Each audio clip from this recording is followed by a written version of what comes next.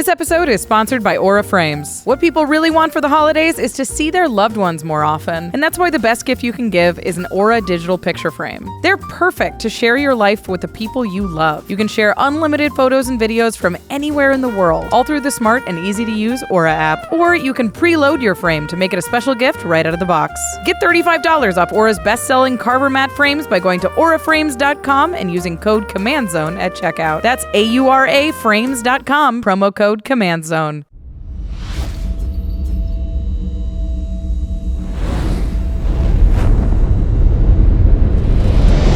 Greetings, humans. You have entered the Command Zone, your destination for all aspects of Elder Dragon Highlander. Enjoy your stay. Hello, everybody, and welcome back to another episode of the Command Zone podcast. I'm your host, Rachel Weeks. I'm Jimmy Wong. And today we are discussing the many cards that came out in 2024. That's right. We are talking about the best of the best from among the sets that came out this year. Everything from Bloomburrow, Modern Horizons to Foundations and Ravnica Remastered. Remember that one? I don't, actually. I do remember it. Yeah, and we're actually, it's a staff episode. We love these episodes. We're going to invite our staff on to talk about their favorite commander and their favorite card that came out this year. There's a lot to choose from. But first, before we get into it, let's talk about our sponsors. You know, whenever we talk about cards, you know that finger is itching to get on that computer and type out cardkingdom.com/command.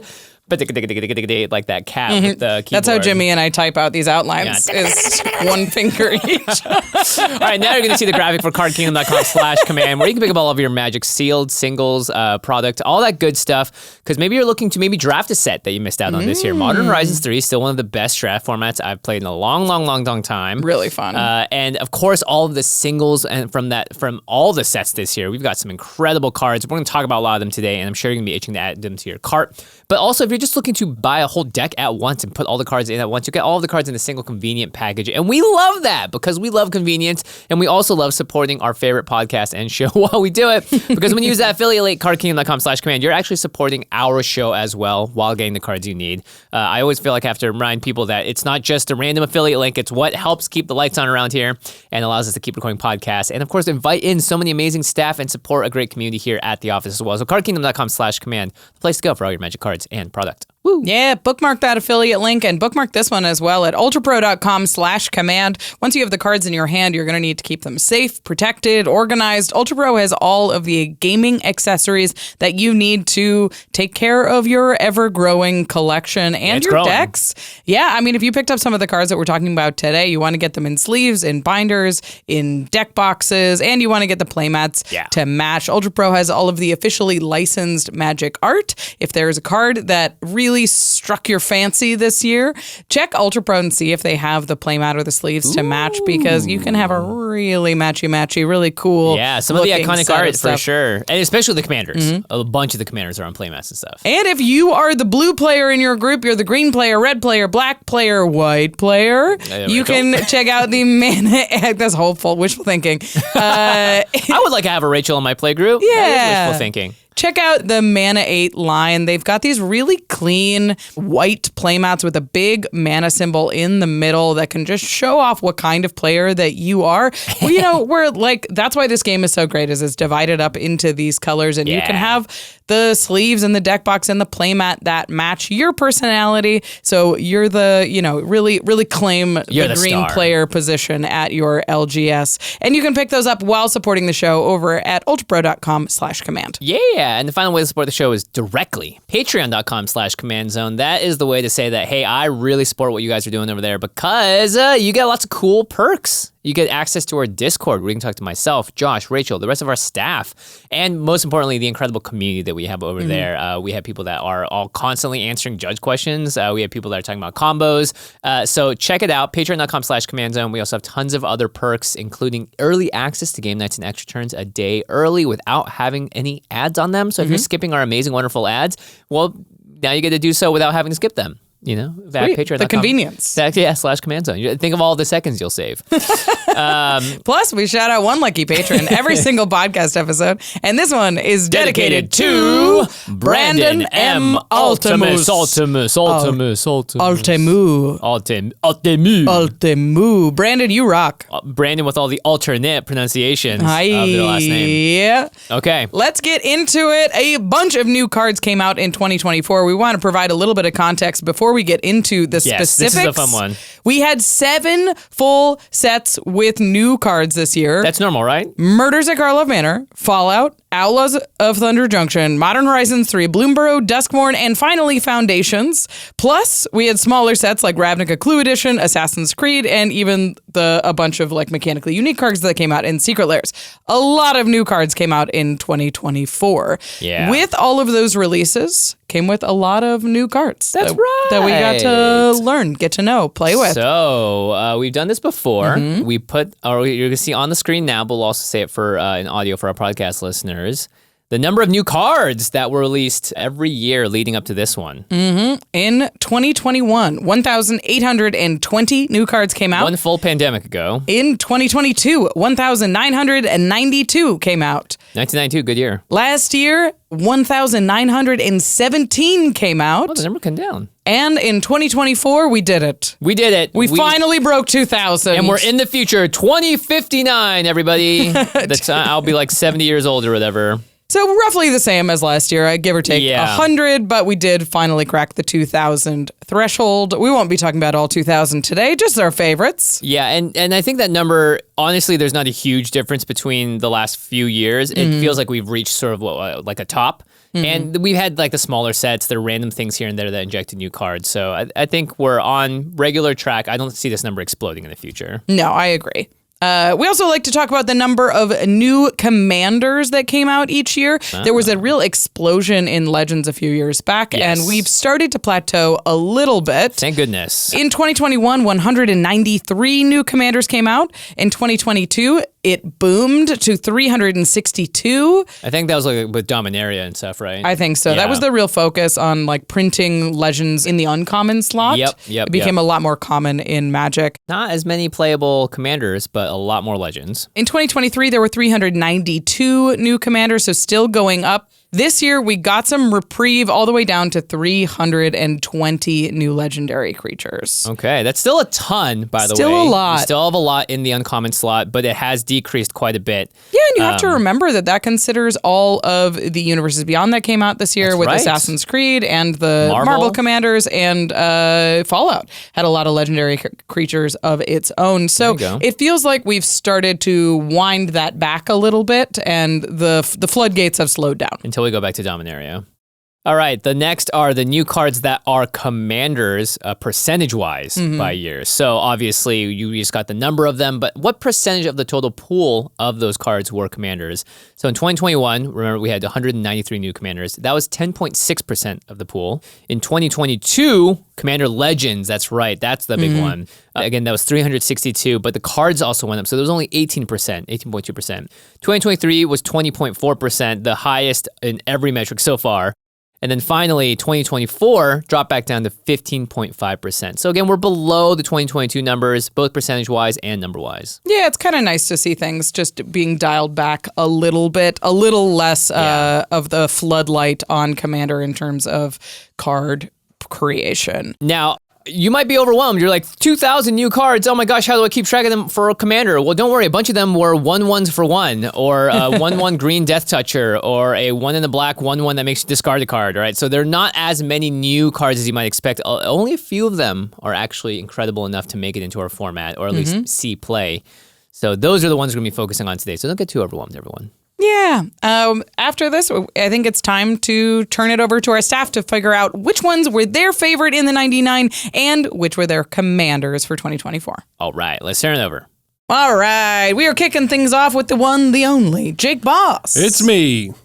We are talking about the cards that we loved that came out in 2024. And I asked everybody to prepare cards that was their favorite for the 99 and their favorite commander. Let's start with your favorite from the 99. Yeah, well, some cards is good, but more cards is more good. Yeah. So I picked 10. It's You the picked 10 cards? Surveillance. Oh, yeah, of course. The Surveillance. Are you kidding me? These things are so good. They're named lands that enter tapped, and when they enter, you get to surveil one. And they're fetchable. They're fetchable. Yeah, so they have both land types. So you can search for them with your fetch lands. With your fetch lands, you can get them with your Nature's Lures, your 3 visits. Yeah. These things are cracked. Yeah, honestly, pretty quacked. Pretty quacked. Surveillable lands. I'll be honest, like when I saw the surveil lands, I was like, these are going to be like pretty good, and you'll put them in decks that have synergy, but we've been playing these a lot, and now I'm like, you should probably put them in any deck that has fetch lands. Like, do you remember the Theros Temples? And we were like so happy that those were getting a reprint because they got really expensive and they were great in your commander decks. Yeah. Those are not named, and they scry, which is strictly worse than Surveil. Right. Like, yeah. Surveil lands are just so stinking good. Yeah, if you haven't tried these things, when you get to fetch for them on turn 1 or at any time that you can just like afford to be down a mana, they feel so powerful. And I think I looked at them and was just like, well, they're forced to ETB tapped, and we know that like the Triumphs are okay, but those are 3 colors, and the Surveil feels good enough that the tap, you don't even feel the tapped. Yeah, absolutely. Like, if you're a graveyard deck and you've got your hands, your grubby little hands in the bin, like that can be a turn 1 8th card in the hand, you know? And I play these in Canadian Highlander because I love that format so much. We have so much fun at lunchtime here. But I play a graveyard deck, and whether it's Goyfs or the Recursion, whatever, the Surveillance are just cash money. Yeah, I agree. A lot of people had them on their list this year. I'm glad we got to talk about them. We asked everybody to do in the 99 and your favorite commander. So why don't you introduce us to your favorite commander for the year? My favorite commander is the Lord of Pain. The Lord of Pain is a 5 mana, 3 red and a black for a legendary creature, human assassin. Surprising, he looks like a bunch of TVs. I was going to say. He's a 5/5. He's got menace. Says your opponents can gain life, and whenever a player casts their first spell each turn, choose another target player. The Lord of Pain deals damage equal to that spell's mana value to the chosen player. Oh, he's so fun. He kicks games into high gear, and we've seen him a lot at the day job this year. We've seen Iffy play him on the Dustborn episode. We saw Jimmy play him on the Game Nights Live Vegas episode against Mark Rosewater. And we see it all the time at lunch here because that precon is in our meta. Yeah. It's just such a good card because it makes games go faster because there's a lot of damage being thrown around. And geez, you got to give this thing lifelink because it's so much damage. It's insane. But toward the end, when it's heads up 1-on-1, it's really fun to try to beat that Lord of Pain player. So you don't mind seeing that as one of the decks across the table. Yeah, I've had a ton of fun playing against this card. I like any commander that sort of introduces a bit of politics incidentally into a game where, like, if you're playing Lord of Pain, you get to play sort of Master Puppeteer. You're the guy in the TVs, but you allow your opponents to sort of get in on this blood feud thing that can be really fun and can really angle your opponents against each other, which is cool. Yeah, and that's the early game, well, the first 3 quarters of the game, but that last quarter of the game, if you make it that far, it's like a Death Star trench run. It's like a boss battle. Right, yeah. It's awesome. Like, everybody's hoping that that's what's going to happen, too, is like, oh, if you get that other player out, then it's just going to be you one-on-one, and if you can play your cards right, like Mark Rosewater did, spoiler, in Vegas, then you could win. It's really cool.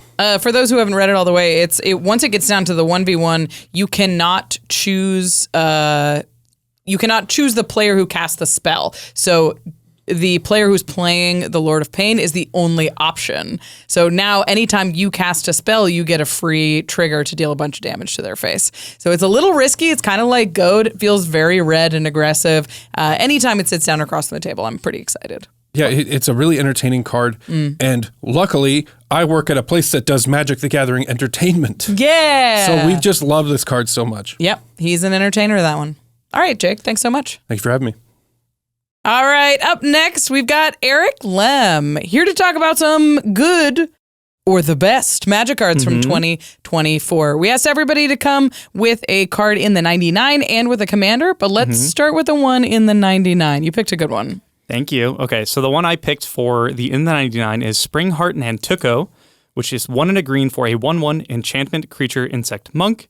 It has Bestow for 1 and a green, which means you can cast it as an aura and attach it to a creature. Enchanted creature gets +1/+1, and Landfall. Whenever a land enters the battlefield under your control, you may pay 1 and a green if Spring Heart Nantuko is attached to a creature you control. If you do, create a token that's a copy of that creature. If you didn't create a token this way, create a 1/1 insect creature token. There's a lot to unpack on this card. Yeah, there is. There's a lot of text, and because of that, we need to talk about it for a long time. So, at its floor, it's a 2 mana 1/1 that landfall makes a 1/1. Right. So it's like a raise the alarm in green. Yeah, that is a great comparison. Before, the rate for that used to be, I think, like 5, and then it became 4 for a long time, and then it was 3 with Scoot Swarm. Yeah. Now it's 2. Now it's 2. Now it's 2 with a Bestow. With a huge upside. Like the upside is Bramble Sovereign. Yes. Which is a 4-drop. Yes. That's insane. So you're just going to make copies of all your best creatures, or even if you like don't care about that aspect, it's 2 mana still to bestow it. And what happens when you kill a bestowed creature, the enchantment falls off and becomes a creature. So let's say you kill my Scoot Swarm that has my Spring Heart Nantuko attached to it. You bug stack. I got a bug stack. You kill that and I still have the Spring Heart Nantuko. This card's so pushed. The fact that the bestow cost is the same as the regular creature cost is what makes it so good. Yeah. It leaves so many options open to be like, do I just want a bunch of things, or do I want to pay a little bit of extra mana to get repeated copies of this thing? It is difficult to know what to remove when you're facing down a Spring Heart attached to something. Do you remove the thing it's copying, which is clearly a problem that they want to copy, or do you remove the copy engine, which is costing them some of their mana?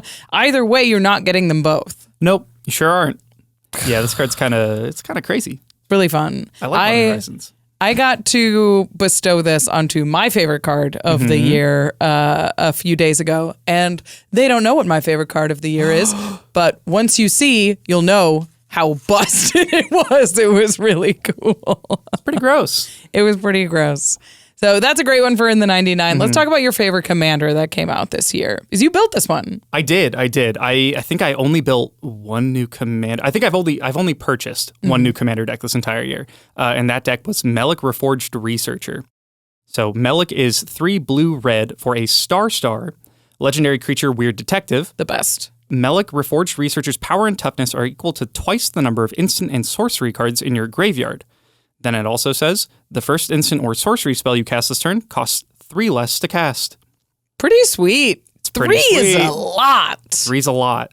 So the way I built this, this guy gets huge. The way I built this was you are just going to play Melek, and then you're just, during each player's turns, you're just going to cast a 4 mana spell because it reduces it to a single blue or a single red. That's pretty cool. So you wanted every factor fiction as possible in this deck. I wanted every factor fiction. Right. I even went as far as to find 4 mana draw 2s. Sure. Because it's kind of like an Ancestral Recall. It's 2/3 of an Ancestral Recall, 1 as mana long for as 2 your cards. commander's in play. It's 1 mana for 2 cards. That also requires me to spend 5 mana to have a creature on the board. Yeah, I mean, you want to do that anyway, Yeah. so it's cool. If I get there, I deserve it. I remember looking at Melek, and the more I thought about it, the cooler it got, where it was just like you can put all the like really expensive upside counter spells. Yeah. You can do all of these sort of overcosted. Bolt Bend obviously reduces itself, but like copy effects or Yeah. swerve Yeah. effects that give you sort of upside on your interaction, but are often too expensive for you to run like multiples in any deck. Yeah. These are the fun cards that we like to play in decks, but make them arguably suboptimal. But in this deck, it's blue for a Spell Swindle. A strictly Yeah. better mana drain. That's awesome. Like you get to desertion people. That's awesome. Spell Swindle counters a spell and gives you treasures equal to its mana value, and Desertion steals it if it's an artifact or a creature? I believe so. I sure hope that's it. We'll find out. I think that's it. It'll be on That's screen. awesome. I mean, the fact that you get to play these cool, powerful spells incidentally with your commander, and then if you don't need to spend them, you get to cast big, splashy draw spells as well, is very fun. Yeah, you get to kill people with Chandra's Ignition or like a Rogue's Passage. Because he's enormous. He incidentally gets huge. You cast like 2 or 3 cantrips, and then he's like a 6/6. That's really fun. Yeah, Well, very cool. Underrated this year. I didn't see a lot of Meliks. It was just yours that I've seen. So if you haven't built Melik or you haven't looked at it and you're a big spells kind of gamer, check it out. Thanks, Eric. Thank you for having me. Up next, we've got Jamie Block joining us to talk about your favorite cards from 2024. Yes. We asked everybody to prepare a card from the 99 and a commander. Let's start with your card from the 99. Yes, so mine is, as so many cards are today, 2 cards in one. Because it's a room card from Duskmourn. It's a Dollmaker Shop / Porcelain Gallery. This one's great. The left side, Dollmaker Shop, is 1 and a white for an enchantment room. Whenever 1 or more non-toy creatures you control attack a player, create a 1/1 white toy artifact creature token. Great. Then the other side is Porcelain Gallery, 4 white, so 6 total. Creatures you control have base power and toughness, each equal to the number of creatures you control. Yeah, that's pretty good. It's a really white crater good. hoof. It's white crater hoof, which they made, but now they made it cost less and do a second thing. It's ridiculous. It is. So Dollmaker's Shop, it triggers per player. So you can get up to 3 extra creatures per combat in Commander if you have something to attack each opponent with, which even just if you have that set up, and you have Porcelain Gallery out, it's just sort of saying, like, during this combat, my board, which is probably already huge if I'm even playing a deck where you run this card, is going to get +3/+3 bigger just from the resolution of Dollmaker's Shop. Yeah, if you're attacking 1 for each player, you already have 3 other creatures. So this is minimum 6 mana to give +6/+6 to 6 creatures. Yeah, it's a win con that's pretty cheap. And there's a lot of decks where it's just, early game Dollmaker's Shop is probably just going to help you do what you're doing. If you're running this card, you're going wide, and both sides of this reward you for sort of having already done that and help you continue to do it. Well, Porcelain Gallery doesn't help you continue to go wide. It helps you end the game. A lot of these rooms that they designed this year are like half an engine piece and half a payoff, which is cracked in Commander for Singleton because it's 2 cards attached to 1 individual card. It's good in the early game when you're still setting up. It's good in the late game when you're ready for a payoff. And even if it's sitting on the battlefield, your opponents do kind of have to find a removal spell for it because they know that pump is coming. I used this recently in my Thopter deck, and it gave them +12/+12, and they were flying. And you're just like, Yeah. That's insane. That's a bigger buff than Craterhoof a lot of the time. Yeah. It is just a little crazy that it is in some ways better than Craterhoof or Moonshaker Cavalry, costs less, and also has a whole other card attached to it. Yeah, I'm a big fan of this card as well. It's going to see a ton of play. It's not quite Bitter Blossom. It's not quite Moonshaker Cavalry, but the fact that it's both means it's going to play a lot of different roles in Commander. Yeah. We asked you to talk about your favorite Commander that was printed in 2024 as well. And you picked one from a set that a lot of people missed. And I love that. Yeah, it's from Clue. But it's, a Magic Universe Commander. It's Right. a Lannis Genetics Expert. 1 and 2 Simic hybrids, so 3 total, for a legendary creature, Snake Elf Detective. Great line. Starts as a 1/2, but has Evolve, so when bigger stuff shows up, he gets 1/1 counters. And then also says, whenever 1 or more 1/1 counters are put on it, you investigate that many times, and whenever you sacrifice a clue, you can put a 1/1 counter on another target creature you control. So Right. He doesn't go infinite with himself, but he goes infinite with a lot of things. other things. Yeah. Yeah, I did build a full deck around this card, and I took out the one card that goes infinite with just the commander and Extruder, but the deck is still so sort of accidentally full of 3 and 4 card combos that I just kind of embraced the fact that, this is sort of a casual combo deck. If I sit down at a table, I explain this is a combo deck. It's not its only way to win for it to go infinite, but it is certainly a good way to win for it to go infinite. And I will tell you when I am about to, or if I play a risky piece. But up until that point, it's not tutoring. It's a sort of casual power level that just happens to have some combos going on in there.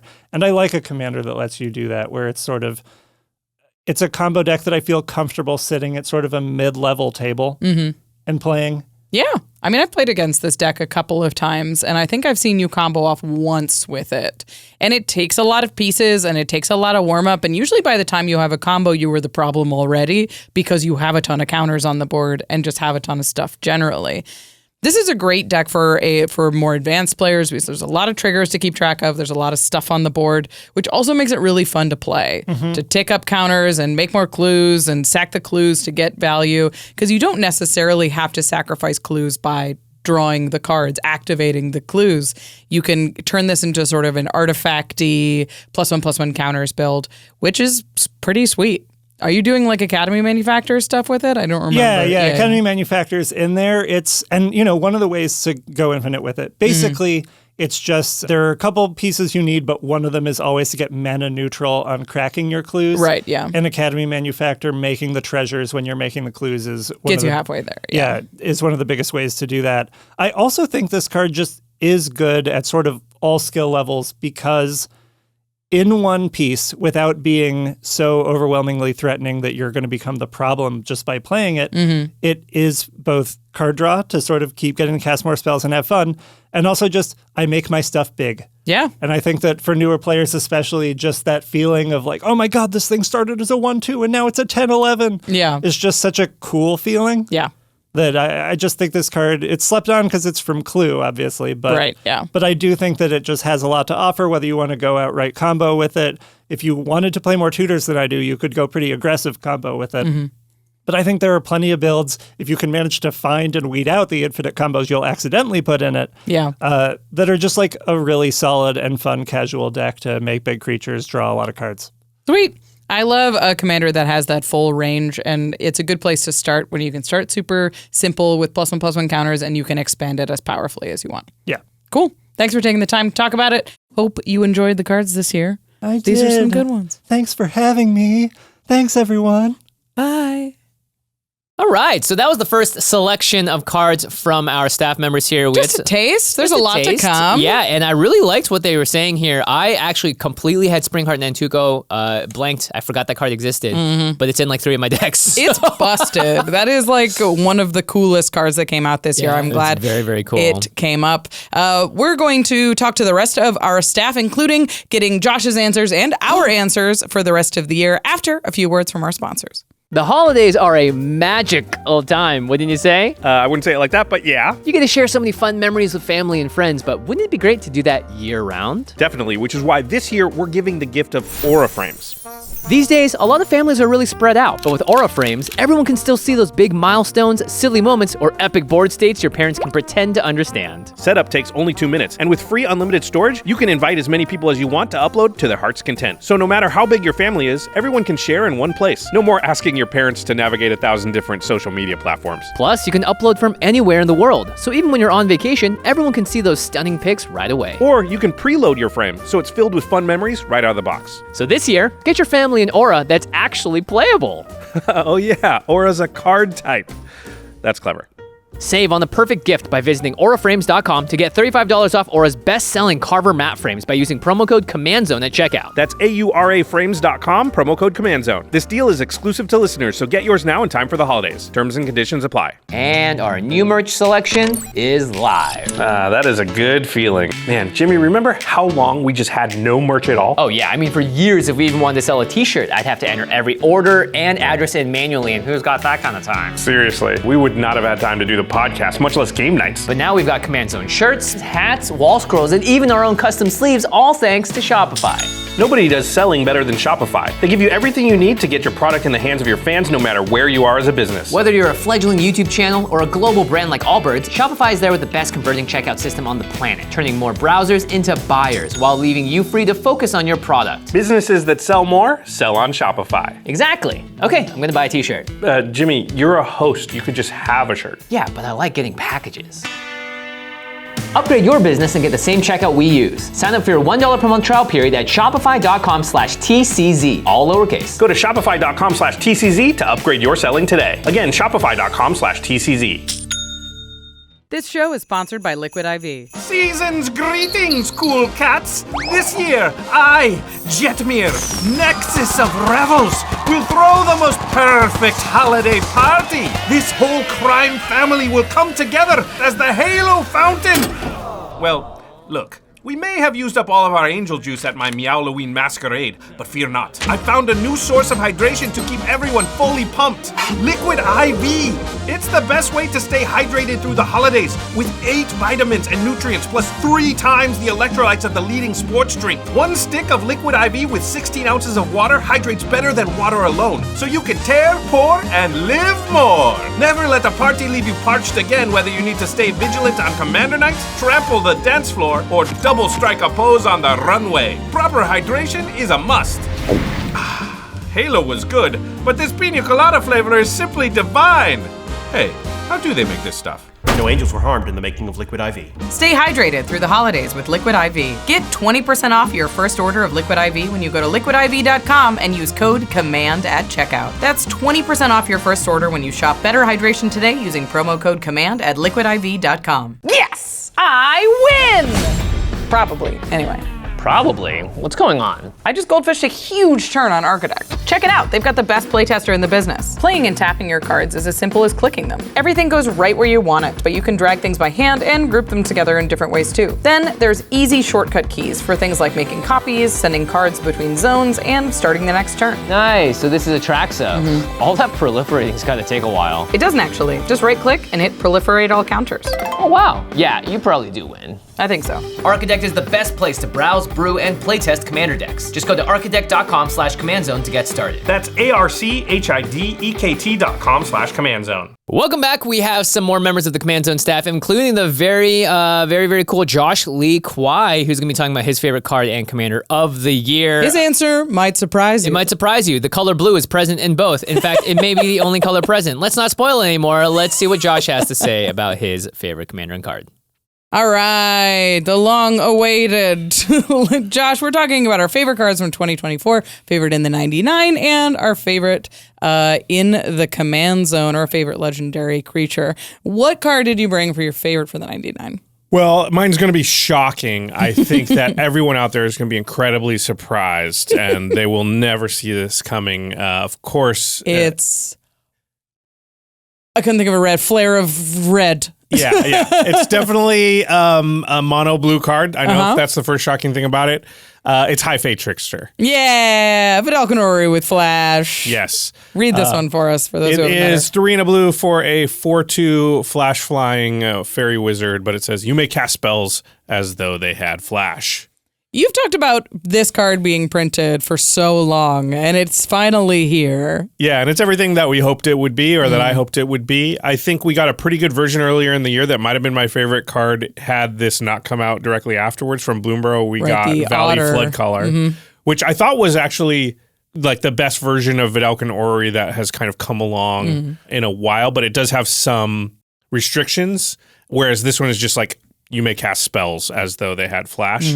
But the fact that this also has flash, I think, that's the thing that really needed to get us a Vidalcan Orrery Leyline of Anticipation that's playable again. Because I've been talking for the last probably couple of years now about how Vidalcan Orrery was kind of historically one of my favorite cards, and it kind of has slowly been pushed out of the format as the format has sped up, and you just can't afford to 4 mana, sorcery speed, does nothing past turn. Especially in decks that want to move at instant speed. The games have just sped up to the point, and decks are efficient enough now that you just can't take a full turn, a really important turn off in that way. And what High Fate Trickster allows you to do because of the flash is kind of have other options available, some interaction, whatever else you've got, and then deploy it if nothing scary happened. And also, people don't know what you're going to do, so they're kind of a little scared of you. They won't necessarily come at you, or they're wary. And then later in the game, it also works really well because you can actually flash this out and then flash something else out and make for a full turn that, again, they didn't see coming, where Vidalcan Orrery doesn't quite work in that exact same way. Obviously has the downside, which it is a creature and a lot easier to kill. Yeah, I didn't expect this to be a 4/2 It is a beater.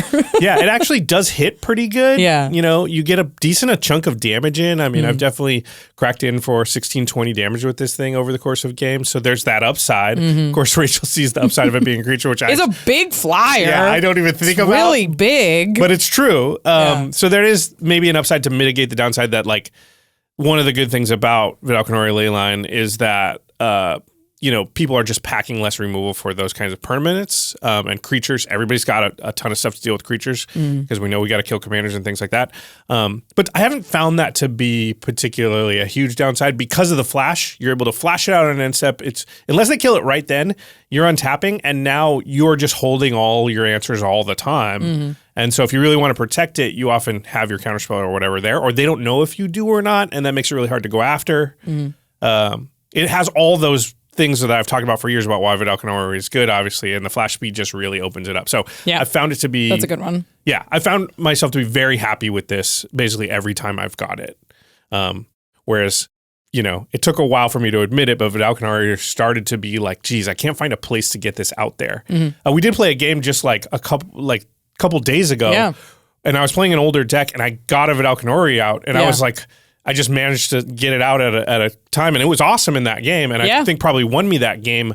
And I was like, doesn't happen very often anymore, but High Fate Trickster has sort of filled that void and allows you to sort of get that feeling again. Yeah, it's cool. I'm glad they finally got there for you, and I was excited because I switched Vidalcanori out of my Feldergriff deck years ago, and this was a better card to put back in that slot. Don't you just feel so safe once you stick it? Oh, too? Yeah. It's and that's been the problem. Just sticking Vidalcanori has been hard, and this you can stick it. You can get it down there.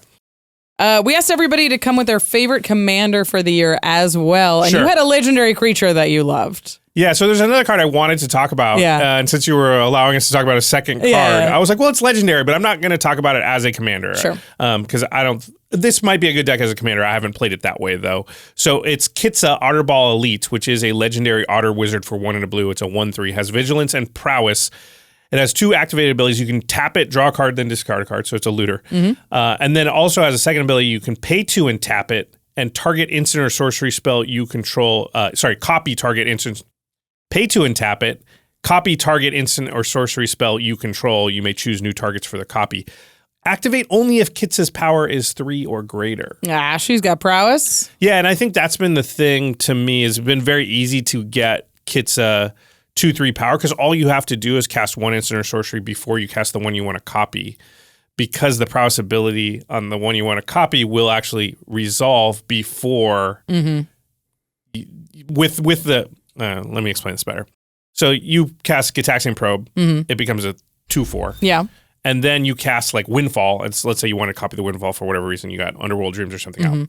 You cast the Windfall, Prowess trigger goes on the stack. You allow the Prowess trigger to resolve. And now the Windfall's still in the stack. And before that resolves, you copy it with the ability because Kits has now got 3 power. Yeah. I mean, 2 spells gets her there. And that's pretty easy. So, and I liked, Gitaxian Probe. Like, I like to say, like, any decks that has that can justify running a Gitaxian Probe is a deck I like. Yeah.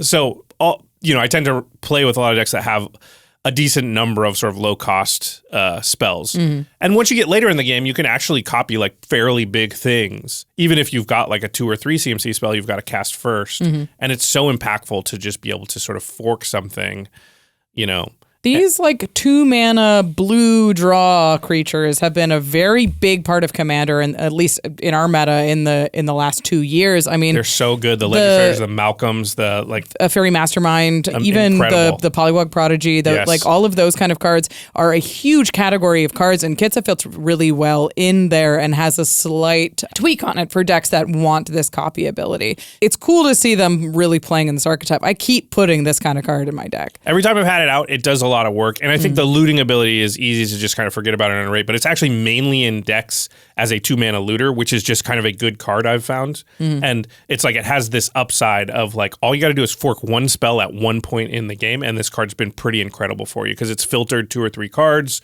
for you, and then it really got you a lot of value at some point. And I find that like you just get to do that when you have this card. Yeah, not to mention it's a wizard. It has been a very ottery year for you. That's true. Like, with this and Valley Flood Caller. It's who knew Bloomborough was going to be the one that gave you everything you needed? That's pretty funny, actually. Well, I figured that Bloomborough, it ought to be a good set. Hey. And it was, yeah. All right, we'll pass it on to the next person. Up next, we've got Gaurav Gulati joining us with your favorite cards from 2024. Wow, the year's over. Can you believe it? What do you do around here, Gaurav? What do I do around here? I am a video editor, and I edit a lot of the ads and a lot of the special projects, which this year was a lot of the intros, the special intros we did for game nights. The main titles, which was super fun. So I love this job. This place is great. Yeah. We've been playing a lot of Magic around the office, and there's a lot of cool cards that came out this year. Yes. What was your favorite card that came out for the 99?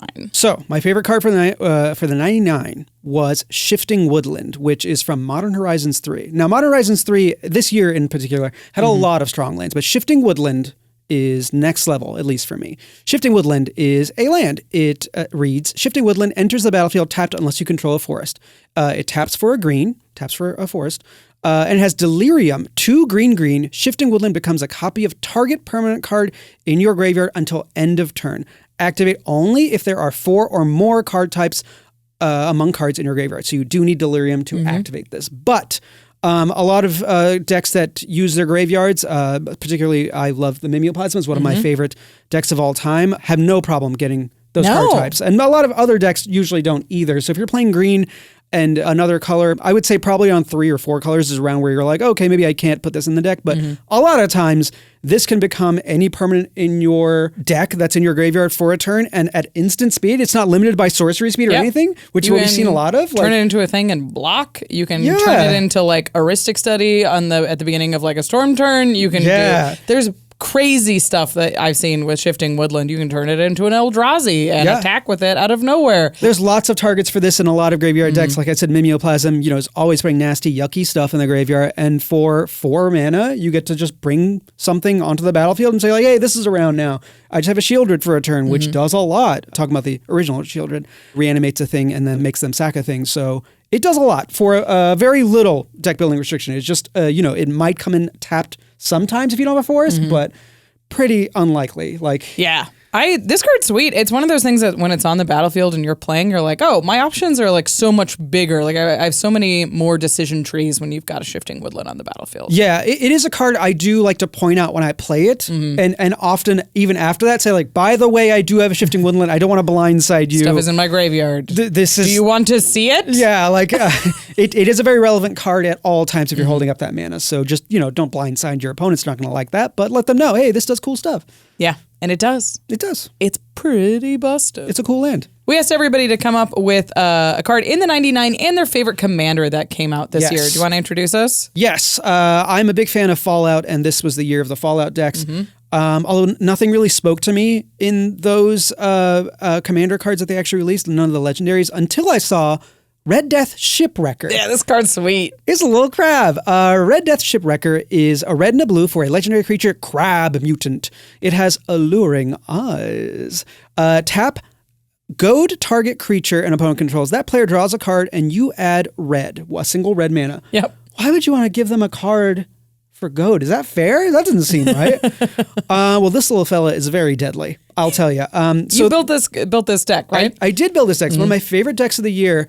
And basically what it does, instead of being a group hug deck, which is basically what this commander wants you to do, it is a goad hug deck. Right. Which means it will give your opponents resources, but then it will force them to fight against each other. Use those resources against each other most of the time. So the deck contains a lot of twiddle effects to untap it. Cool. It contains a lot of things like Black Vice. When opponents are having those excess of cards, it is hurting them for those cards. And honestly, I built it to be like, it'll be goad hug. It'll probably kill me with all the extra value they're getting, but it's won a lot of games. Yeah. Also, surprisingly, so it's a little guy that looks kind of just like, oh, it's a mana dark that draws cards and goads things, but it can be quite powerful when people have all these cards, all these choices to do, and they're always looking at somebody, usually not you for some reason, until they play the deck a few times. Yeah, so having a lot of those effects that damage them on upkeep or force them to draw more cards and damage them again is really quite powerful. And I think it's really fun to accelerate games. Like, this is the year where I was like, look, Commander games, I shouldn't try to win all of them, but I do want them to end a little quicker. I do want them to be faster. I do want them to end, so like You're in your red era. Yeah, exactly, yeah. If people are, missing land drops or cards, like I'll be like, I'll goad your creature, you get to draw a card, and we'll speed the game up a little bit for everybody, It'll be more fun that way, so. This is a cool answer. This is one of those cards that I looked at and I was like, this is an Izzet mana dork that draws my opponent's cards and goads. Like, that's a lot of words for a 2-mana commander. It's very unique. It's the kind of card that your opponents look at and they have no idea what's going to be in your 99. Yeah. They assume some amount of goad and they assume but anything else, I don't even think I would guess the Nekusar Punishy style stuff. No, it kind of comes out of nowhere because they are often drawing cards and be like, thank you. And then you take 4 during your upkeep. It's like, let's go. That's 10% of my life total. But also, thank you. And the mana it makes isn't irrelevant. Like, I play a 4-drop on turn 3. Every single game. Every single game I will do that. That's awesome. That's great. That's cool. You get to build your curve around having a mana dork. Exactly. Yeah. A lot of people overlook that it gives you a red, but I think that's one of the most important things it does. It gives them, obviously, a goaded creature, which is annoying for them, but it gives you a mana every time. It's great. So this and Sting the Glinting Dagger, untap on every combat. Ooh. Get them. Beautiful. Get 'em. Delicious. Very cool. Yes. I love that you built Red Death. Is very cool. One of the sleeper commanders for 2024. I think so too. Yeah. All right. Thanks for taking the time. Absolutely. And up next, we've got Jordan Pridgen. That's me. I'm Jordan. He's a writer here, and we've been asking everybody in the office what their favorite cards from 2024 were. We're going to start with your favorite from the 99. Do you want to introduce us? So my favorite from the 99 was Fanatic of Ronus. This is 1 and a green for a 1/4 creature snake druid. And it's got just tap, add green, and then it's got Ferocious, which is tap, add 4 green, but activate only if you control a creature with power 4 or greater. And then it can also eternalize, the old Hour of Devastation mechanic Pretty brought sweet. back. Yep. Which, if you didn't know, basically means you bring it back from your graveyard. You exile it from your graveyard and bring back a 4/4 token copy of it. Which is perfect with Ferocious. Which is amazing. It's very, very clever design on Fanatic of Ronus. I love the card. I mean, because it is just a mana dork, and like a 2-drop mana dork is not often good enough these days. But what I love about this one is it enables itself to be like a huge mana swing in the right decks. And in basically, a lot of... if your commander is 4 power or higher. Easy. Yeah. And even if it's not, I popped this into my Samet deck when I had to take out my Mana Crypt and stuff. And I was just like, this is going to be so good in this deck because I'm playing other creatures that will enable it. A lot of green things just want to be playing big creatures. Yeah. And this makes it so Fanatic of Ronus isn't just a great card if you draw it early for that early ramp. Right. Because it can help get you to the next big milestone. And I got back into Magic during Amonkhet, so I have a close place in my heart for anything that's Amonkhet or Hour of Devastation. Right. It's also one of the errata snakes rather than Nagas. Yes. There's a lot that I like about Fanatic of Ronus. I like 2-mana dorks, actually, especially if you have a 4-mana commander, and that's what you're trying to ramp into. Yeah. So you can do a 2-mana Fanatic, and then on turn 3 you cast your commander, and then on turn 4 you untap with a ton of 1, mana. 2, 3, 4, 5, 6, 7, 8 mana? It's a huge swing. That's an enormous jump from 4 to 8, and it just is perfect for that style of deck that is trying to slam an Itali on turn 4. Yeah. Or you have an Anzrag deck and you're already basically most of the way to doing his taunt ability. It's pretty insane. And it's the kind of thing that I think once you feel it in the curve, once it's in your opening hand, you're like, oh, well, this is how am I supposed to replace this ever? Yeah. I've even considered it in my Sidisi deck, who only has 3 power because of the Eternalize ability. Absolutely. It's just a 4/4 that gives me that mana back the next turn. That's huge. 100% worth is pretty it. valuable. All right, so that's your favorite card from the 99, but we also asked everybody what your favorite legend is, and you're sticking to the mono green theme here. Yes, I've had a very green year, but this one is also a bit of a pet card for me because it is Shrufus Sproutsire, who is 2 and a green for a legendary creature, Saproling. Yes! Saproling on a card, baby. Oh! He is just a 1/1, but he has trample, and whenever a Saproling you control deals combat damage to a player, create that many 1/1 green Saproling creature tokens. This is busted. I love Shrufus. Yeah. I have a Saproling token collection. I try and get all of them, and I have a big stack, and I get custom ones when I go to Magic cons and stuff like that. And this is like the first Saproling on a card. It's one of the best Saproling cards they've printed in years. Yeah, for sure. I jammed it into my Namada deck. I'll admit that I'm not playing Shrufus as a commander on his own. Yeah, you've had a Namada deck for years, though. And it's like my beloved pet deck and everything. Yeah. I got to play this card over the weekend and just taking, like with Namada, you can sacrifice Saprolings and give them all +1/+1. Yeah. So I got to do the thing where I attacked with 5 Saprolings and 2 of them got blocked. And I sacrificed those 2. Yep. And suddenly there's 3 3/3s who deal damage and make 9 Saprolings. You're like, Shrufus has become the best card in that deck immediately. It's crazy. It's so powerful. I mean, what I really like about Shrufus, and in many ways Namada, is that typically Saprolings have been an aristocrat strategy. Yeah. It's about like sacking and draining stuff like Slimefoot and the Abzan one. Yeah, they're just fodder in a lot of Yeah, decks. they just tend to get sacrificed and turned into +1/+1 counters. But this is both Namada and Shrufus demand like a Saproling stompy deck. Yes. Where it's like we get Saprolings to make more Saprolings to make our Saprolings big. More, not less. The trick with both of those setups is that you don't need to give the Saprolings evasion. You just need to have enough of them. A lot of them, yeah. They are still fodder in some ways. 100%. But they're fodder that grows and expands, and it feels like this like weed that's covering the board. And Or I a just mushroom. love. Yes. I love Shrufus. I love everything about him. I called him Shroomish when we were doing the upgrade because I couldn't sounds like think a of his Pokemon. name. It is a Pokemon. Oh, it is. It specifically is. Shows what I know about Pokemon. These are great options. I love that Shrufus gets a highlight here. Thanks for taking the time to talk about your favorite cards with me. Absolutely. Thanks for having me.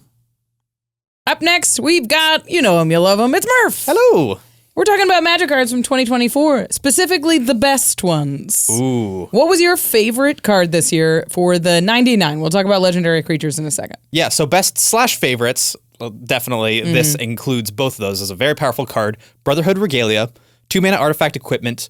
Equipped creature has Ward 2 as an assassin in addition to its other types, and can't be blocked. It has Equip 3, but Equip Legendary Creature 1 is the thing that makes this card really good. Cast for 2, equip for 1. Oh, that's Swiftfoot Boots mana to make something, your commander presumably, unblockable, and Ward 2. Whisper Silk Cloak, who? I know, you used to pay 3 mana and then 2 to equip. This is like a discount on each axis. The fact that this is more efficient and it doesn't fight all of your other equipment when it's in the deck means that it's a lot more palatable for equipment decks. I used to play Whisper Silk Cloak. I don't much anymore, but Brotherhood Regalia has basically found its way back into my decks because there isn't anything I love much more in Commander than just one-shotting people with a giant commander. I used to think I was so much of a Johnny trying to make cool, clever things, but I like cool, clever things in pursuit of making a giant creature that one-shots people. So,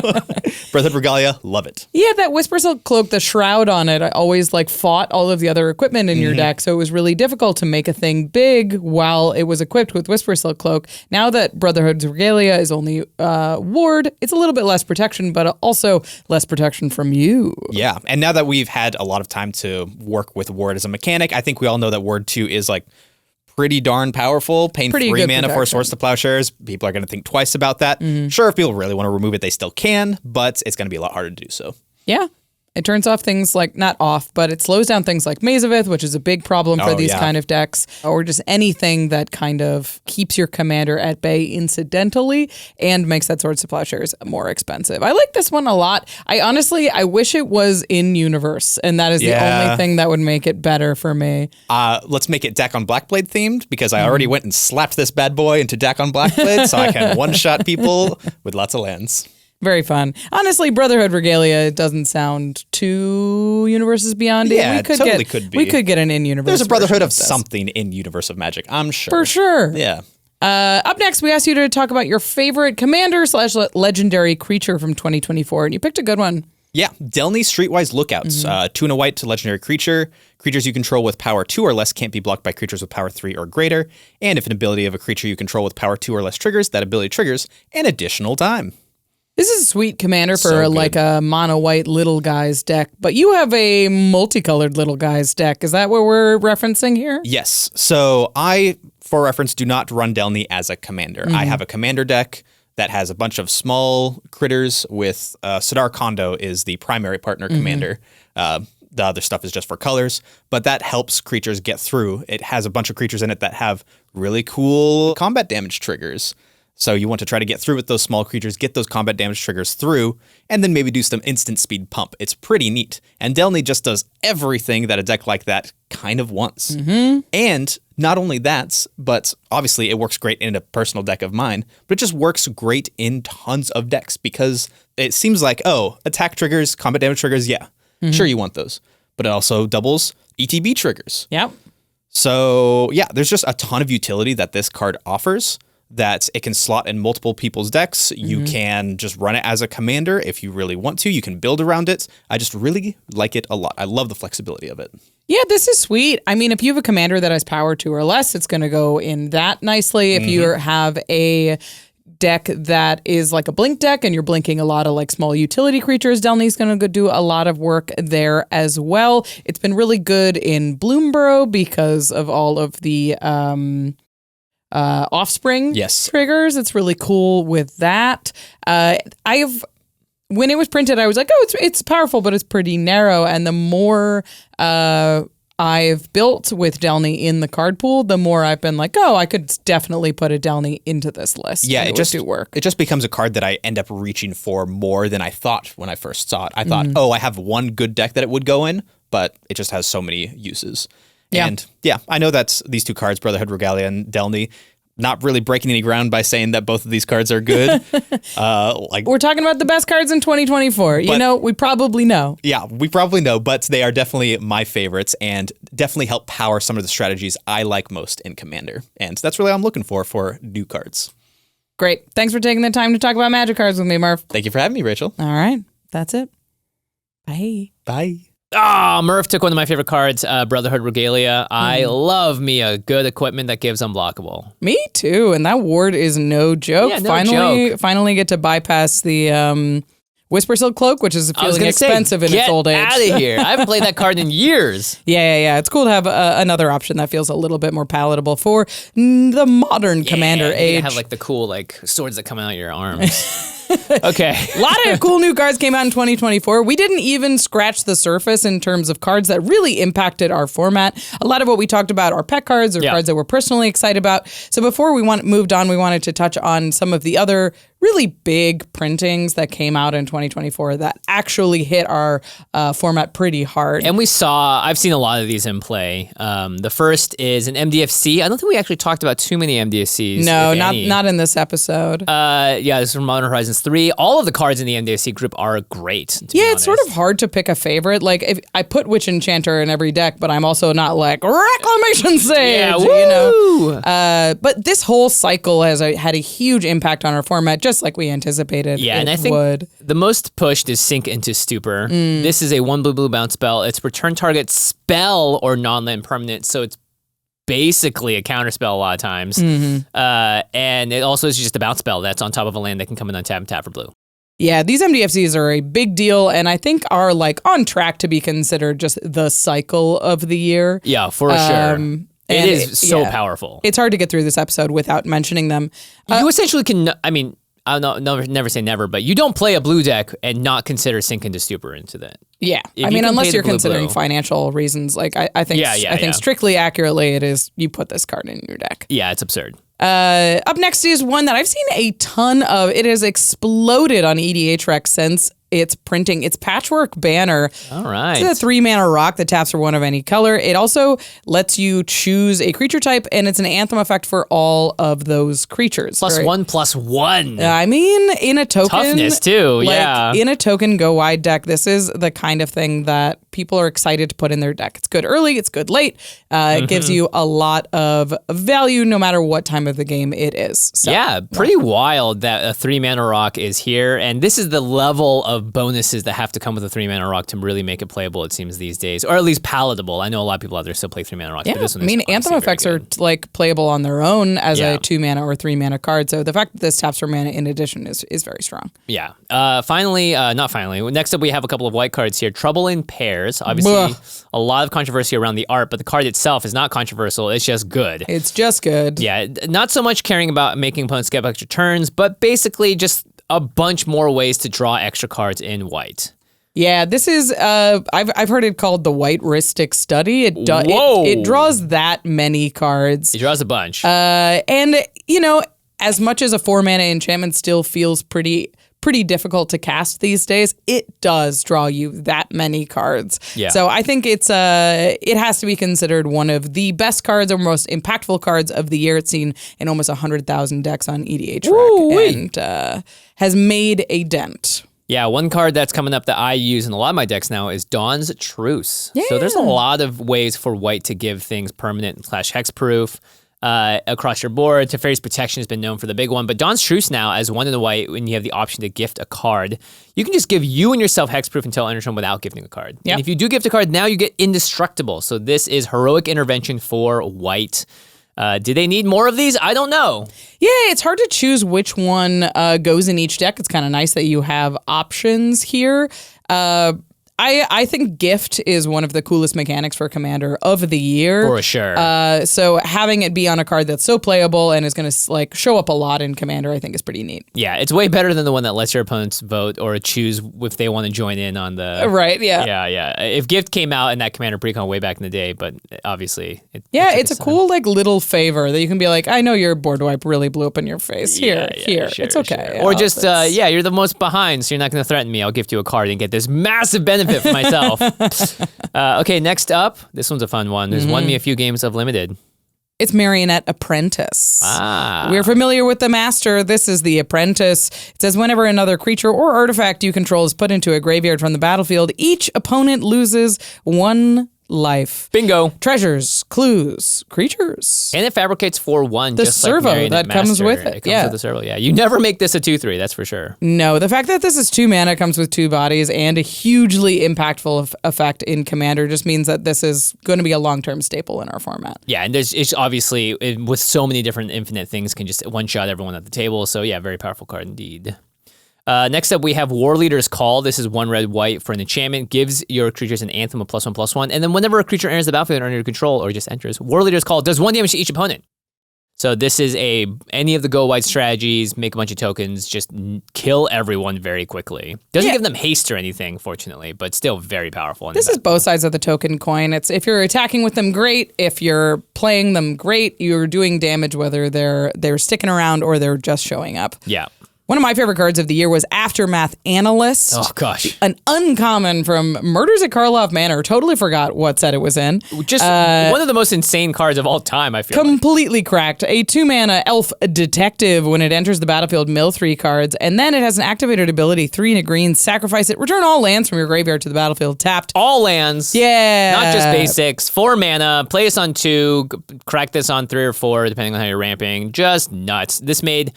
Standard almost unbearable with certain decks. Exploded in Standard, and we're already big fans of Sudden Reclamation. Yeah. Whatever, Reclamation. You know, the one that brings the sorcery that does this. Yeah, and that's a sorcery that just does that. This is a creature that also mills you, so gets the fuel going, and the activated ability means you can just do it whenever. It doesn't need to tap. Like, it's powerful. This is instant speed on a body that also mills. It's twice as good and really synergistic in these decks. And somehow an uncommon. It was bad in the set, in Limited, but boy, oh boy, this card is just one of those ones that goes in so many decks. Yeah, I love it. This next land I enjoy having in a few decks, it's Talon Gates of Madara, or Madara, I don't know. When it enters the battlefield, up to 1 target creature phases out, so it's like protection when you play it as a land drop for turn. It taps for a colorless, or you can pay 1 and tap it to make any color. But for 4 mana, you can just drop this onto the battlefield from your hand. So a lot of times people are holding up like Odawaras or Bosejus. Now you also have a single like land drop that protects your creature from a removal spell or a board wipe. That's sick. I love this card. There's so many cool tricks that you can do. Not only is it ramp, it can phase out an attacker that's coming at you. It can phase out a creature in response to the board wipe. You can play a creature, play a land, phase out your creature, and then cast a board wipe. Doesn't enter tapped too wildly. Yeah, there's a lot of cool things going on with Talon Gates of Madara, like instant speed crop rotation type stuff, turns your crop rotation into a removal spell in your more toolboxy lands decks. Talon Gates has showed up in a lot of games that I've played, and it's been really what cool the heck each did you time. just do? Yeah. Like, I'm just going to phase out your Atali for a second. Like, just wait. Hold wait on. a See you second, later. Yeah, please. that's don't. pretty great. Very cool. This next one people were touting as a Ristic Study level card. It's Polywog Prodigy. It's 1/3 for 2 mana. You can evolve it, so anytime a creature has greater power or toughness, you get a 1/1 counter on the Polywog Prodigy. And then whenever the opponent casts a non-creature with mana value less than Polywog Prodigy's power, draw a card. Yeah. So it needs to get up to 3 for all the arcane signets and stuff to trigger this. But anytime someone's playing like a cantrippy deck, I'm playing your Octavia deck, Polywog Prodigy is going to draw like 1,000 cards. I've seen this card do a lot of work. It's seeing a lot of play in CEDH. It's just a little threat, even if it sticks around at 1 or 2 power. And it's adorable. It is really adorable. So, it's a little frog with a little staff. Very powerful card and a cool new draw engine at 2 mana for blue.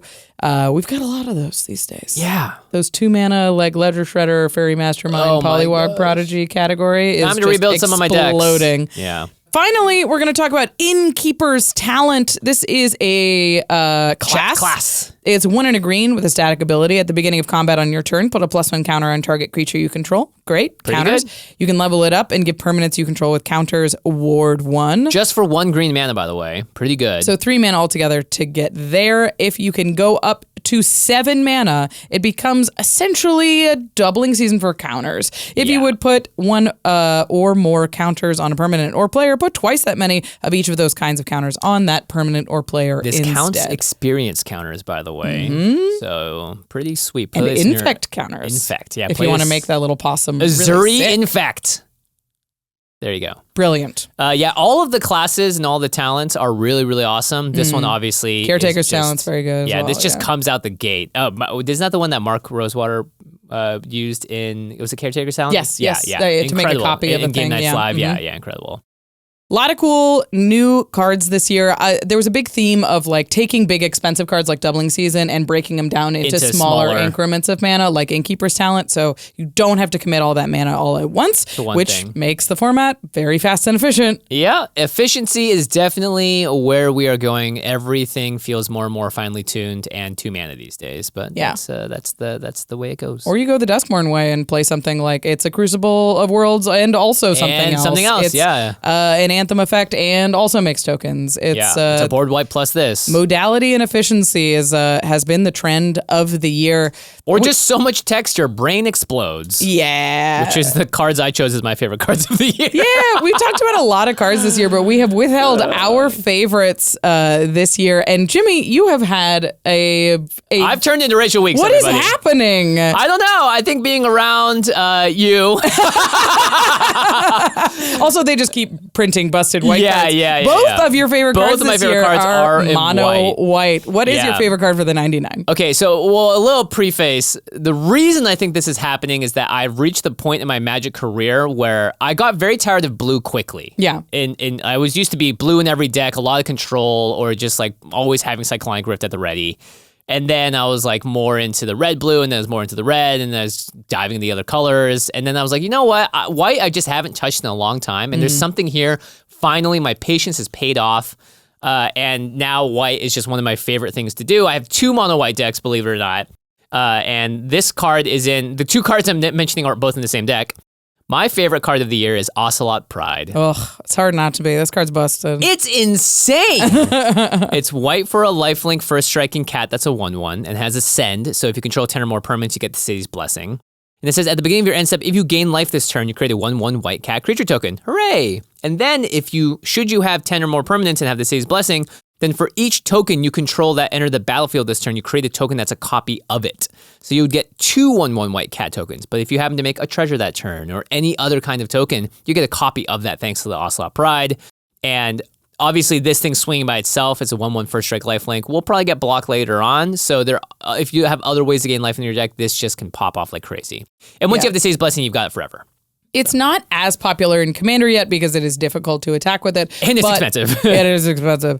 but it is so impactful in the right deck. If you can, like, I've been playing Nico in Brawl. Shard Nico, the new one. And with Ocelot Pride, it's absolutely bananas. 'Cause you gain life from that. And if you make like 4 or 5 Ocelot Prides, you make a cat, and then the second Ocelot Pride makes a cat and sees the first 2 cats, and then the third Ocelot Pride makes a cat and sees the first 3 cats, and it goes bananas. That's sick. So you can do some really sweet stuff even in like formats like Commander, where it's not as easy to get in with a 1/1 first striker. Yeah, you know, Ragavan is one of my favorite cards, and Ocelot Pride feels like the white version of that. For sure, yeah. And it eats Ragavans for breakfast. Yeah, and the deck that my Ocelot Pride is in is my favorite Commander of the year. It is Beza the Bounding Spring. I've had a lot of fun playing Commanders that are specifically trying to get behind. This deck slaps. Yeah, this deck is so does sweet. slap. It's a 2 white for a 4/5, and again, so much text your head's gonna bleed. When Beza the Bounding Spring enters, create a treasure token. If an opponent controls more lands than you get. When Beza the Bounding Spring enters, you create a treasure token if an opponent controls more lands than you. Not a problem in my life. You gain 4 life if an opponent has more life than you. Not a problem in my life. You create 2 1/1 blue fish creature tokens if an opponent controls more creatures than you. Usually not a problem in my life. And then you get to draw a card if an opponent has more cards in hand than you. Josh Lee Kwai. Josh Lee Kwai's in my life. So there's 4 different things that can happen on an ETB of this creature. All of them really allowed me to make a deck that I think is one of my most fun to play, where I'm trying to get behind on land drops or playing like lands that sack other lands. I'm trying to get behind on life because I'm playing my Ancient Tombs and doing all my life stuff. And then I have creatures that I can sack to sacrifice outlets.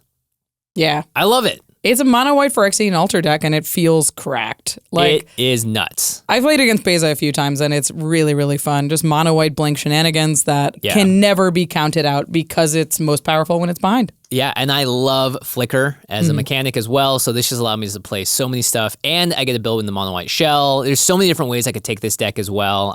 So I've really enjoyed mono white this year, and I think both of these cards have made my list because it's just allowed me to express myself more in Magic the Gathering. Well, I'm going through a dark era. I didn't pick any white cards. What the heck? My favorite card of the year is mono black. It's Metamorphosis Fanatic. Okay. 4 black for a 4/4 human cleric with lifelink. When it enters, return up to 1 target creature card from your graveyard to the battlefield with a lifelink counter on it. And the kicker, it has Miracle 1 and a black. Whoa. This is animate dead on a creature that brings something back with lifelink. I've been waiting for this to be on an ETB that doesn't just kill me for so long. Like, I've been playing the Phyrexian, the 5-mana one that is a reanimate on an ETB in decks for ages. And the fact that this one doesn't hurt me when it does it, and you can cast for 2 mana, just makes it so powerful and so cool to play with. It's great in a Flicker deck. It's great in a black, like, sacrifice loopty-doopty graveyard shenanigans deck. Reanimation as well. So good. Yeah, I put it in a few decks right away. It's a cool thing to reanimate and get another card for free. Even better, get that lifelink to get you life back from all of your like life drain stuff. And it just feels underappreciated. This year, it was really expensive for a while, and it's come all the way down to like $6 or something. Okay. So if the price tag kept you away, take a look at it again. It is that good. Yeah, this card seems nuts. It is. I definitely want to play this in some of my decks now that I see this. I'm like, wow, this is, how did I miss this? I know. I mean, it's pretty, like, it was hiding in Duskmourn Commander. In the Duskmourn Commander product. And it is worth the hype. I've played it in 1v1. I've played it in Commander. In both, it just feels incredibly Did that vested. miracle cost? Yeah. Woo-wee. Yeah.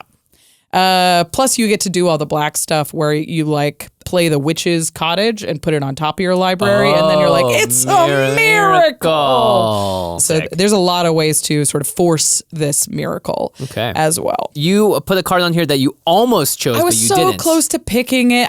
I really like Ripples of Undeath, but I've been talking about it all year. This is the Black Sylvan Library. It's 1 and a black for an enchantment. At the beginning of your pre-combat main phase, mill 3 cards. Then you may pay 1 and 3 life if you do put a card from among those cards into your hand. It's just a cheap enchantment milling that can mill you every turn and draw you a card when you need to hit an extra land drop or something like that. That's super sick. Every single time I have this card in play, my decks just are supercharged. And I picked up a ton of copies, and I'm already playing like 4 of them. Yeah, this is another card that's been on my radar for a bit now. It's just people forget how powerful milling is. Yeah. And just constant milling. And then card selection on top of that is really powerful. And you don't have to do it either. No, you can just put those in the graveyard. And in the decks that want this card, you're happy to have more cards in your graveyard regardless. The decks that want this card really want this card. Yeah. I'm stoked on Ripples of Undeath. If you haven't picked up a couple of copies, they're still really cheap for how powerful this card is. A lot of Modern Horizons 3 was open. That's probably why. For sure, yeah. It is worth taking a look at. I think it's the kind of card that will slowly creep up in price. Great. Finally, my favorite commander of the year fits the theme of black graveyard shenanigans that I guess I've been doing this year. It's Disa, the Restless. Yeah, Goyf. 2 black, red, green for a 5/6 human scout. Whenever a Lurgoyf permanent is put into your graveyard from anywhere other than the battlefield, you put it onto the battlefield. Whenever one or more creatures you control deal combat damage to a player, create a Tarmogoyf token. Sweet. Discarding, milling, Goyf's coming out. I played this in game nights. I've played it on extra turns. It hasn't come out yet. Shh, don't tell Josh I told you. It does good. It's really sweet. It's one of those decks that, like, every time you play, you're kind of trying to figure out a puzzle. And in the meantime, you're making 7/8s for free. Yeah, just these huge creatures. Yeah. And she's been a ton of fun to play, and not to mention she's just a cool reference to a cool time in Magic. So a 5-mana commander too, which is something you don't see too often anymore. But that doesn't like immediately do something when it hits the battlefield, and it still feels like kind of powerful enough, which is sweet. Yeah. That's my favorite commander of the year. You've seen a lot from me, but still got to mention it. It's great. Okay, let's talk about the best cards of 2024. Mm-hmm. There were a lot of cards this year. Last year, it was easy. We all said the One Ring. Yeah. Because it was the One Ring, and it's still probably the best card of 2024. Yeah, I think if we're just talking like card of the year, yeah, it's still you're right. It's very difficult. There's not necessarily one card that you can point to or that you're like, oh, this is the card. Yeah. I mean, the answer is Nadu, but it's not playable anywhere. Right. No, I forgot all about that. The answer is Mana Crypt. No, yeah, I think in this case, we already mentioned the MDFCs before, which with Sink into Stupor. Mm-hmm. So maybe it's a cycle of the year because every single one of those MDFCs, I think, are playable in decks. Some of them a little bit more than others. Yeah. It's going to be that or something you mentioned before we started recording today. Yeah, and we talked about it a little bit earlier in the episode. I think it's pretty easy to point to Surveil lands as something iconic from 2024. When I think of like card of the year, I think of the one that you look back on and you're like, oh yeah, like we still play a lot of those. Right. And the MDFCs for sure, the Surveil lands for sure. Nadu we won't play at all. So if the Surveil lands go down in price, you'll see a way more of them. But the fact is that they're played in every single format they can be played in. If you're playing fetch lands, I think it's just strictly right to be playing. Yeah. At least 1 or 2 Surveil lands. And Surveil is so much better than Scry. It's just such a powerful series of lands. I really hope they reprint the crap out of these in the future because they're just that good. And I think having a really absurd price tag on them is tough because it's a really... I think if it is affordable, it's a really great way for people to power up their decks without having to break the bank on, a lot of different other, like people always talking about, oh, dual lands, the original duals, they make your deck so much stronger. Like, no, I think a Surveil land, I would take over some dual lands in a lot of cases. Yeah, I mean, given the choice between spending money on a Triome or a Surveil land now, I would spend the money on a Surveil land. Yeah. Like, obviously, we already have a lot of Triomes in our collections at this point, but like, if I was going to pick up a new land for a deck, I'd rather spend money on a tapped land that gets me a little extra value than a tap land that gets me 1 extra pip. Yeah. And I don't think I've ever cycled one of those. So I'm definitely all about those Surveil lands. They're incredible. And I don't think you're going to see them for a long, long time. Probably for the rest of Commander. Yeah. So I think that's a reasonable pick for this year. It's possible the MDFCs are just kind of hot now and it'll fade out so to only 1 or 2 are as played. Yeah. I mean, they're pretty busted and we see a lot of them, but I like the Surveil lands for the card of the year. They are really pushed as far as land design goes. Sink into Stupor is pushed as well, but it's at the end of the day, it's still just a land on the other side. Now, it's great for modality for just having that flexibility, but boy, oh boy, the Surveil lands are so good. To the listeners, what's your favorite card or set of cards? We cheated a little bit from 2024. Let us know in the comments, especially if we didn't mention your favorites. Let us know in the comments. We love reading through those. At the end of the year, there's been a lot of cards. I'm sure there's something that we missed. Easy to miss one. 2,000 of them. If you want to pick up any of the cards that we talked about today, go to cardkingdom.com/command and you can support the show. While you're doing so, they've got a huge selection of singles and sealed product, more likely singles at this time in the year. If you're looking back and you're like, like, oh, I never picked up a Metamorphosis Fanatic, or I didn't know Ripples of Undeath was that cheap, thing. or you're right, Surveil lands are just worth the money. You can get a ton of those cards all in one place from a company that really knows Magic cards. Something I always get frustrated about is when you buy a card and you want a specific foiling or a specific printing, and you get the pre-release one when we ordered a regular foil. Yeah. Those kind of mistakes. Or even worse, a not real card. CardKingdom.com has the ways to make sure that does not happen to you, and they got great customer service too. Yeah, to take care of something if something does happen. We trust Card Kingdom here, and you can as well if you go to cardkingdom.com/command. And then make those cards look nice and shiny, but a little less shiny because they're in the sleeve. It's ultrapro.com/command. But here's the thing, they got all types of sleeves. You got matte sleeves, you got clear sleeves, you got Apex sleeves.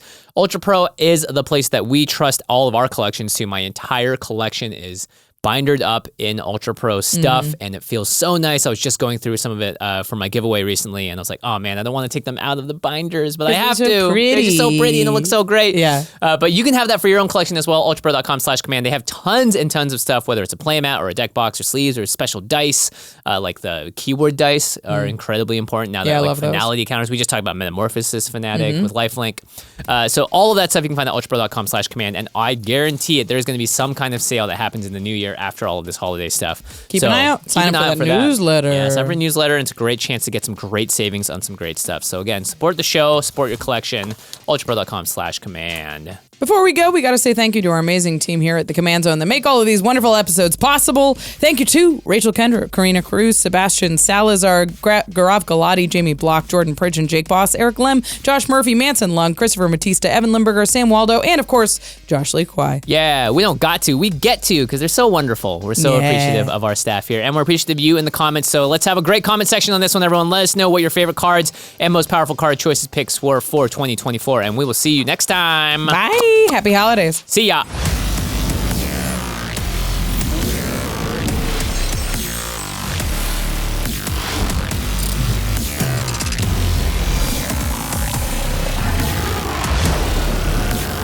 Thank you for your attention.